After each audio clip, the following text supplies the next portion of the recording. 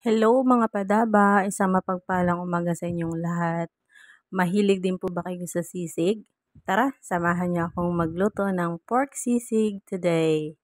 Nagsama ko po lahat ng mga pampalasang sangkap dyan sa pressure cooker kasama ang maskara ng baboy para maga natin for few minutes. After few minutes, okay na po ang maskara at isko lang para maprito. Ito po ang mga kakailangan nating sangkap sa pork sisig.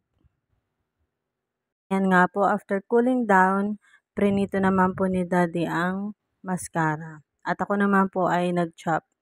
At ayan po ay hinalo-halo ko na rin po lahat ng mga kailangang sangkap sa paggawa po ng pork sisig.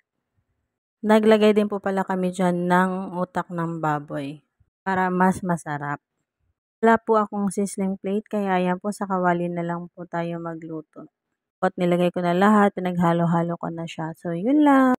Bye!